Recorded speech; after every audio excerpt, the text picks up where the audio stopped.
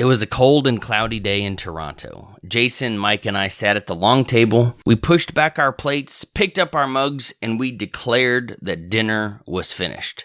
Throughout the conversation that followed, the three of us discovered that combined, we had spent over $20,000 on conferences, classes, and training, and had spent almost 15 years studying our craft. We'd each traveled to multiple countries, touched multiple coasts, and ended relationships, and built way more, all in the pursuit of the knowledge and experience that would help us build our businesses. I'm not one of those entrepreneurs who gave up their six-figure salary and fancy office to start a business, and I wasn't selling lemonade to my neighbors when I was 7. I wasn't born an entrepreneur, and I never laid awake at night dreaming of owning my own business. My name is Ellery Wells, and I was forced to make a decision. Welcome to the Ellery Wells Show, where we talk with real entrepreneurs about real problems that they're facing and real solutions on how they are overcoming obstacles, achieving their goals, and making a difference in the world. If you're an entrepreneur or an aspiring entrepreneur, this is the place to be to help you start, build, or grow your business.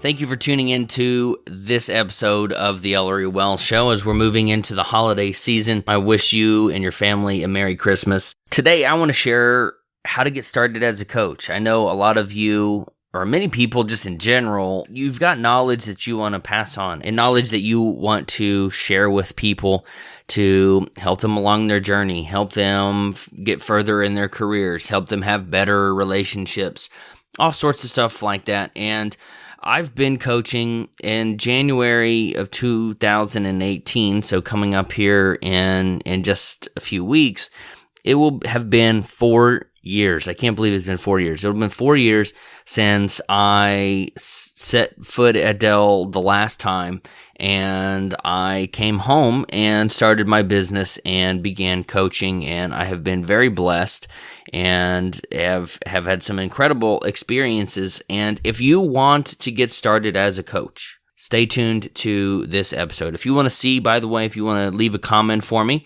if you want to leave a note or see all of the words that go along with this podcast, you are more than welcome to go to ellerywells.com/startcoaching.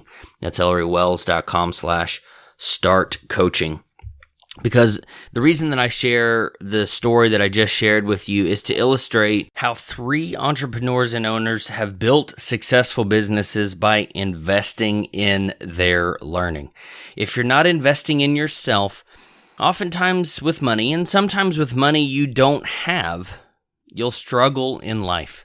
Let me say that one more time. If you are not investing in yourself, you will struggle in life. And more specifically, if you're not learning, you shouldn't even try to get started as a coach. That might rub you the wrong way, but if you're not willing, I wish I could come up with a great analogy or a great, like, if you spend this much or do XYZ, or at least you meet these expectations, you'll be all right. But if that's what you're looking at, like the bare minimum that you have to do, stop. Just don't waste anybody's time. I mean, what has gotten you pick one area of your life where you've been really successful. Did you do just the bare minimum to get into that? Coaching's harder than that because you're giving people advice that they will act on and make major changes to their life. That was one of the biggest things that, by the way, that I had to come to terms with whenever I got into coaching. One of my first clients, we were talking about how she could start a business, and we wrapped up our sessions, and then 6 months later, I checked in with her and was like, hey, how you doing? She's like, great. I took your advice and I quit my job. And she's got kids. So it turned out well. It was fine. But my point is that people will take the advice, the opinions, the feedback that you give them as their coach, and they will make dramatic and significant changes to their life. And if you're going into it, you got to be prepared for that. So it's a lot of pressure on you. So you got to really understand what that is like and be okay with that. But again, if you're just looking for what is the bare minimum that I can do to get my foot in the door as a coach, just give up. Just stop, because the bare minimum will not cut it. So the first thing that I wanted to talk about, and I think we've got a few different sections here, but before we go into those on actually how to get started as a coach, let's talk real quick about licensing and certifications. Because about a year ago, maybe 2 years ago, I don't remember exactly when it was, one of my coaching clients asked me if I thought she should get certified as a life coach. And honestly, I was looking at somebody else's profile, and it said something like LCP or I don't remember exactly what it said, but it was a licensed certified coach, whatever. Anyway, my client asked me if she should get certified as a life coach, but in fact, she asked me if she wanted to do a 2-for-1 deal. So that would certify, we would both pay $97 or something, and it would certify both of us as this coach. But before I declined her offer, I asked her, and Susie is not her real name. If you haven't noticed, Susie's like, I don't think I really know a Susie, but Susie's my go-to alias. So if you ever hear, I don't mention any of my clients by name unless they have given me express permission to do so. So if you are a client listening to this, just you can rest easy knowing that I'm not going to be spreading your secrets around. But before I declined Susie's offer, I said, Susie, have you asked me even once if I was certified? No. So she said no. That was me saying no for her. In some industries, you need to be certified. You need to pass a test and get rubber stamped to have saying that you have a minimum set of skills so that you can do your job. In other industries, you're not even allowed to work until you've gotten the approval of a board, an association, or some almighty group that says you have passed this bar exam. I wonder if bar stands for something, or if it's just saying that you have cleared the bar, like the high jump. Right? Like it keeps getting higher and higher, or it seems like these days they would actually be getting lower and lower because we want to include everybody and give out participation trophies. But coaching is not one of those industries. And that's both a good thing and a bad thing. So let me just say that a different way. To be a coach, to get started as a coach, to get coaching clients, have people pay you money for what you know, what's inside your head, you do not need to be certified. In my opinion, most certifications and most degrees and certificates of achievement are nothing more than somebody else trying to insert themselves into a position of authority over you. You either have our blessing or you do not have our blessing. You're in or you're out. You passed or you didn't. And it's their way of maintaining control when they're trying to restrict a free market. Now, I understand there's got to be rules and regulations. I'm not talking about anarchy here, guys. But what I am talking about is most certifications, most approval, check the box kind of stuff is somebody who has no power over you wanting to create an organization that will take power over you. It's not an opinion thing. It's not a worth thing. It's they want to say, yes, you can do business according to our guidelines, or no, you cannot do business. But when we're talking about minimums, we're talking about getting certified. That's how most people treat their education. They want and pay for this stamp of approval from a higher power, and the education, the actual knowledge and learning is really just secondary. If they can, quote, pass the test, they will be worthy of doing what they could or should have been doing all along. We had a conversation about this. I won't give you any details about who this was, but she had just graduated from UT with her PhD in, I don't even remember exactly what it is. And we were sitting out there, sitting on their back porch. This was, when did she graduate? May or something? Man, it was a while back, I guess. Anyway, we're talking about certifications and needing to have degrees and going and getting this rubber stamp of you're approved. And honestly, most of the time, look at the most successful people in the world. Look at the richest people in the world. If you want to use money as a definer of success, Bill Gates dropped out of college. Mark Cuban dropped out of college. Movie stars, do they even go to college? Some of them started when they're like 5 years old. So, I mean, come on. Do you really need somebody's approval to do what you could or should have been doing all along? In 5 years of coaching, so I started before, I mentioned 2014. I actually started that process before or while I was still at Dell. But in 5 years of doing this, in 5 years of coaching, no one has ever asked me if I was certified, except in the context of the conversation that I had with Susie that I mentioned before. She said, "No, I haven't asked you, but are you?" And I said, "No."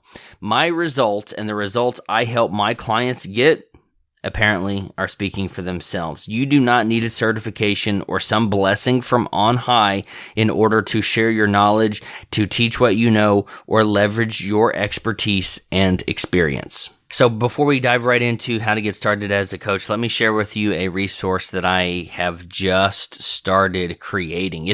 By the time you listen to this, you can already subscribe and place your order for this. I'm creating a monthly printed. Yes, you can hold it in your hands. It will be real paper. Did that sound like Rush Limbaugh? I've been hearing him ruffle those papers for like 30 years. My dad used to listen to the Rush on the radio when I was a kid. Anyway, so it's a real physical printed resource to help you in your business. It's going to be multiple pages talking about experiments, tools, resources, some lessons that I've learned from working with hundreds of entrepreneurs during that month. I'm going to print them and I'm going to mail them to your mailbox. If that sounds cool, if you want to have something in your hand from me that you can hold, highlight, underline, maybe scratch through, I don't know, just to hold and highlight, go to ElleryWells.com/monthly, see the information that's there, and go and sign up, because the first 50 people who do, I'm giving a 50% off for the lifetime of their subscription right there at ElleryWells.com/monthly. Just so there's no trickery or bait and switch. That 50% off comes to about $50 a month, and the normal price will be $99 per month. So you can get that printed and shipped to your mailbox, actually anywhere in the world. So I've done some stuff in the past that was US only due to shipping costs. The company that I'm using for this, I guess they have printers in multiple countries around the world. So it's the same price, $99 a month for you, whether you're here in the United States, in the UK, or Australia, or I clicked around some like random countries. And I mean, if we're shipping it to Brazil, I think it'll be the exact same price. So, all right, how to get started as a coach. At the most basic of levels, all you need to do to get started as a coach, or all you need to have, is knowledge the other person does not have. How much knowledge? Well, that's the question. In my experience, you don't need all that much more knowledge or experience to be able to turn around and offer guidance to the people right behind you on that particular journey. However, most people don't want to pay someone who's only a few steps ahead of them. And the further ahead you are, generally, the more you can charge. But typically, by being further ahead, you also have much more knowledge. 5 years ago, I charged my first coaching client less than $500 for 4 calls. Today, and this will change if you're listening to this in the far future, but today I charge $5,000 for 15 calls. However, in the past 5 years, I have learned and developed, invested thousands of dollars in my education. I've spoken at colleges and conferences and spent hundreds of hours, actually it's probably thousands of hours, working with people to build their businesses all over the world. Retail, event promotions, email marketing, social media, all of it. At the beginning of this post, I mentioned my friends and fellow entrepreneurs, Jason and Mike. If you want to get started as a coach, all you need to do is what they've done, and all you need is more knowledge, experience, expertise, tools, or tricks that somebody else needs. And then you sell it to them. Okay, so now I'm going to tell you how I got my very first coaching client. So if you know how I got my first client, maybe you can learn something from that and do the same things to get your first client. So on one hand, the way that I got my first client is not really in perfect alignment with what I now teach and coach my clients to do. On the other hand, it's in perfect alignment with what I teach and coach. So here's what I mean. My very first coaching client came to me. By the time my first coaching client sent me a message on Facebook, I'd been blogging for over a year. I'd been sharing my message of personal development and leadership and entrepreneurship on a semi-regular basis for about 15 months. I blogged about it and what I did well and what I did wrong. Of course I did. I blogged about everything. But before she hired me, my first client had had the opportunity to learn who I was, discover what I stood for and what I was about, and she had the chance to decide whether or not she believed that I could help her get her business off the ground.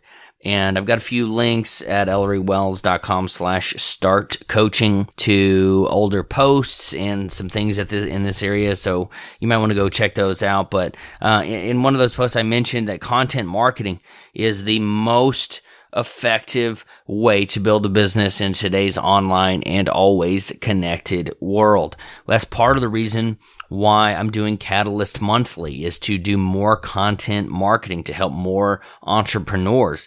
And maybe some of the people who subscribe decide that they want to join a mastermind group or to hire me to coach them. But even in an online and digital world where you can say and sell anything, content marketing is still the most effective way to build your business. So in that regard, how I got my first coaching client was in perfect alignment with what I teach and with what you'll find in Exit Strategy, in which, everything, content marketing to drive business. And just so we're on the same page, the only way this client was not in alignment with what I teach is that I didn't reach out to her and offer her my expertise. What I coach people to do now is to think of their products and services as a glass of water that thirsty people need, and to go find those people and help them. Let me put it another way. If you have the knowledge that would save a business from going bankrupt, you should go and help them. Yeah, you can charge them for that. You don't have to be pro bono, and you don't have to jack up your prices because somebody really wants it or somebody really who really needs it. You don't have to take advantage of people, but people are willing to pay for a solution to their problems. All right, so you're still thinking that you want to get started as a coach. Well, let me let you in on a little secret and tell you what your coaching clients really care about. So this is not something that you will find in your feel-good Facebook groups, but in my opinion, coaching is not where one person makes the other person feel good about themselves. Coaching is not when one person, the client, tells the other person, the coach, all of their problems and the challenges they're facing, and the coaches, in response, say, "It's okay. You'll be fine. It's not your fault," or any of that other nonsense. People don't hire coaches because they want another friend. Think about the most successful coaches you've ever had in your entire life. Sports, dance, acting. Were they hard on you? Did you always like them? No. You can't be successful at anything if you don't first accept that you are in charge. You get what you get because you do what you do. Yes, things can and do happen to us, but for the most part, we are in charge. Most people simply do not want to accept that. And I'll go into the 3 parts of my coaching philosophy here in just a second. Before I do, I'll tell you another quick story. My wife and I were walking the other evening, and we were talking about the challenges that somebody else had been facing. And I said the first step that I would do is have them completely understand. If I was coaching you, I'll coach you right now, is for you to be the first step in any sort of reform or improvement is for you to fully accept that what you have is because of what you have done, and what you've gotten is all a result of what you have done. But there's a problem with accepting that you are in complete control and that you are in charge, because when you do, and then you look back and you're like, I am not happy or satisfied, you also, you can't accept both of those. You can't accept I'm not happy, and you cannot accept at the same time that I am in charge without there being some sort of, I think the word is cognitive dissonance. I think that's the word, where your brain can't comprehend two things that are contradictory. So when you realize that, man, my life sucks, but it's because of what I've done, oh man, that's a gut punch, right? So we were talking about this as we were walking, and that's what I try to do with every single one of my clients, is to get them to understand that they are in charge of their future and their destiny. And that is both a very freeing thing to hear and understand, but it's also a very heavy thing because of what I just explained to you. It's nice to know, hey, from here on out, I am in charge and I can go and do and be anything. But when you're not happy with your station in life, where you are, or the results that you've currently gotten for the last 20, 40, 60 years, is also because you've been in charge. You've just you've just chosen to be a victim. It's a heavy thing. And yeah, there's, just to CYA here, yeah, there are bad things that happen to us. You get hit by a drunk driver, somebody, does something to you. But I have seen too many people who have taken bad situations and turned them into something very amazing to believe that, or to not fully believe that people choose to be victims. If you want to talk about that, shoot me an email and we'll set up a call. Anyway, my approach to coaching has 3 parts, and each serves the goal, which I will share about here in just a minute. So I'll share my goal, but each of these 3 parts go to empower me to achieve that goal. So part 1 is whistle. My coaching involves a whistle, not a literal whistle per se, but coaches should make their clients do things they don't want to do.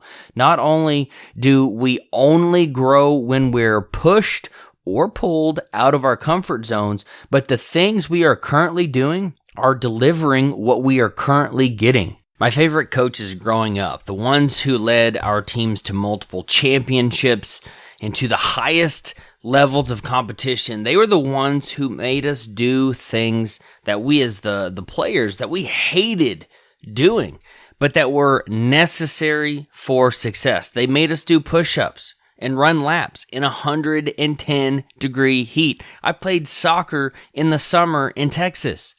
They made us practice and do drills and weave in and out of cones when it was 30 degrees. Okay, it wasn't 0 degrees, but 30 degrees is still pretty cold. But who wants to do push-ups until their arms hurt? Who wants to do wind sprints until they're gasping for air? Who wants to lift weights until they can barely stand? Freaking nobody. But are we better because we do it? Abso-freaking-lutely. Coaches push us further than we would have pushed ourselves, and we are more prepared and better equipped to achieve amazing things because they do that to us. So, first part was the whistle. The second part is pom-poms. Coaches should also be cheerleaders. They should be the guy on the sidelines rooting and cheering for their clients. A good coach sees what the person on the field, what the player, what the person doing the tasks, a good coach sees what they can't see, and then the coach helps call plays and develop strategies so the clients can win. I have very high standards. Even my wife will tell you I'm not the most encouraging person. However, when it comes to working with my clients, I try to celebrate every small win and wave my pom-poms with every step forward. I want my clients to want to work with me, and I do my best to cheer them on and celebrate every milestone they achieve. So 1 part whistle, 1 part pom-poms. The final part is 1 part couch. Coaches should also listen to legitimate frustrations their clients are experiencing. My philosophy is that we can't be good business owners if we're all jacked up in the head, and I approach every situation with an agenda to understand what caused the issue before we work on fixing it. Maybe this pulls from having a psychology degree and all of the years that I spent learning about neurons and behavioral things and everything. But I heard this Chinese proverb and it's always stuck with me. A wise man looks not where he fell, but where he stumbled. Does it really matter what you land on? Shouldn't it be more important what caused you to fall in the first place? Some people might think that approach focuses too much on the past and not enough on the future. I just saw somebody on Facebook today say, "Oh, I prefer not to look back. I only look forward." And they think they're sounding smart and witty and philosophical. Bullcrap. If you don't look back at what you've done, you'll never know why you've gotten where you are. You don't need to focus on what has already happened because it is in the past, but if you don't look at the past, you're destined to repeat it. Come on. Don't be a Facebook philosopher. Anyway, I think we can't afford future problems if we didn't know what caused the problem in the past, and that we've got to get our heads right before we can get our businesses right. My degree, as I said, is in psychology, and I bring my knowledge in that area to every conversation, every client, and to every coaching call. To wrap that up, my coaching method is 1 part the guy in the gym with a whistle making you climb ropes and run lines, 1 part cheerleader with the pom-poms rallying behind you, and 1 part psychologist who has you lay on the couch to talk about your childhood. In my experience, these 3 components work really well to help people get what they really want, which is, wait for it, I'll get there in a second. Those 3 components, I think that's what also makes me unique in the coaching arena. I'm not a mindset coach. I think that's stupid. I'm not a motivational person. I think that's stupid. Yes, you need to work on your mindset. Yes, you need to have some motivation and figuring, out why things happen. Why is a very important question, but I'm here to deliver this thing the one thing that everything else is secondary to, the one thing that every client that you will ever work with wants, and that is results. People hire coaches because they want results. And if you want to get started as a coach, you're going to have to figure out how you will deliver results or help people deliver themselves results. If you want to get started as a coach, if you want to coach people, you need to do at least these 3 things, and I'll outline those here right now. First, you've got to invest in your learning and in your personal development. You should not coach someone about growing a business if you haven't grown a business yourself. You shouldn't coach people about making money with your podcast if you haven't made money with your own podcast. I've seen people who did it. Some guy reached out to me and I said, "Hey, how are things going?" He said, "They're going all right." And I said, "How's the podcast going?" And he says, "Good. I'm not making any money yet." And then I'm not making this up. You cannot make this stuff up. Within 45 days, he told me, "I'm launching a course with how to make money with your podcast." Are you kidding me? You shouldn't coach someone about how to lose weight if you are overweight yourself. People do all of these things, and I think they're scam artists. Second, you must clarify and be crystal clear on what you can deliver. If you can't quantify it, you won't be able to charge for it. If you can't articulate how you can help someone, you won't be able to sell it. If you want to get started as a coach, spend time getting better at selling so you can clearly describe how you will help someone achieve what they were not able to achieve on their own. And the further you can progress someone, the further along you can help them get, or the further away from where they are you can move them, the more value you are adding, and therefore the more you can charge. The third and final thing that you must do to get started as a coach is you must ask for what you want. For the past few years, I've written end-of-year summaries, although I haven't done mine for 2017. I don't know if I'm going to do it, honestly. But I've written these end-of-year summaries of what's worked in my business and what I've done to grow. Every year, asking customers to work with me, which is kind of like selling. Selling has been a key component to the growth of my business. I just looked. We're not done with the year yet, and I have grown what is that? 50%, 150%. If you take what my business did last year, you cut that in half and added that back on top of the year. That's what I've done this year. What is that? About 150%. I'm good at math, not good at calculating growth percentages anyway. But asking customers for what I want has been a big component in helping me achieve what I've been able to achieve and do what I want to do. The world is too big and the internet is too saturated for you to just sit back and wait for someone to ask you to coach them. Sure, it happens. I'm a case in point of that. But you can't build a business based on the possibility your clients will just discover you. If you can solve somebody's problem, say so. Tell them. Don't be shy about asking for business either. If you truly believe you can help someone out of a jam, but you sit back and let them suffer, aren't you kind of an asshole? It would be like seeing someone on the side of the road with a flat tire, but instead of stopping, you drive by slowly while waving your car jack out of the window and talking about your own tires.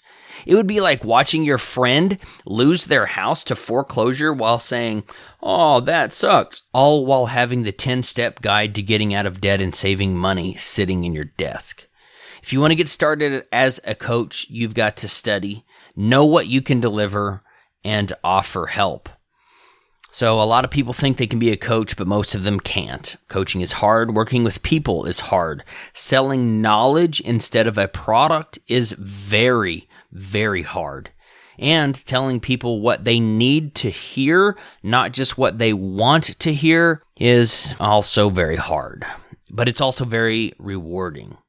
So pitch, if you want to work with me, I would be interested in talking with you to see if what you need is something that I can help you with. So if you'd like to work with me, you can view my coaching page and then submit your application by going to ElleryWells.com/coach.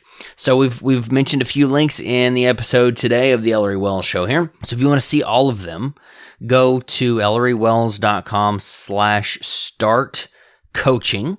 If you want to work with me or think you'd like to see what kind of results I've helped other people get, you can go to ElleryWells.com/coach. And then one more plug for the Catalyst Monthly. I just got off a mastermind call here in the middle of I had to stop recording, and then I came back to finish it up. But during that time, I was on a mastermind call, and I was like, what is an alternative for a newsletter? A newsletter seems like something nobody wants. It's like what your realtor sends out, and you didn't ask for it, and it doesn't really make your life any better. So newsletter is not what Catalyst Monthly is, but I don't know what to call it. One guy was like, well, just call it Catalyst Monthly. I don't know if that's I feel like it needs a descriptor, but anyway, every month I'm going to send you pages and pages worth of things that you can do and implement in your business to make you a better business owner, a better entrepreneur, and help you increase revenue, make more sales, grow your business. Everything else is going to be secondary. These are going to be actionable tips that you can put into place in your business. And again, you can find that at ElleryWells.com/monthly. All right, I've got to wrap it up today. I've got some things I need to do before we head out of town on a mini vacation. So I hope I'm recording this a little bit closer to Christmas than I had expected to, but I hope you have a Merry Christmas, and I hope you get to spend some time with loved ones, and you get to give something really cool to somebody who you will put a smile on their face. So thank you for listening to this episode of the Ellery Wells Show. It is December 21, 2017 right now, and it is 75 degrees and sunny outside. So you got to love South Texas. So anyway, have an awesome day. Go do something amazing, and we'll see you in the next episode.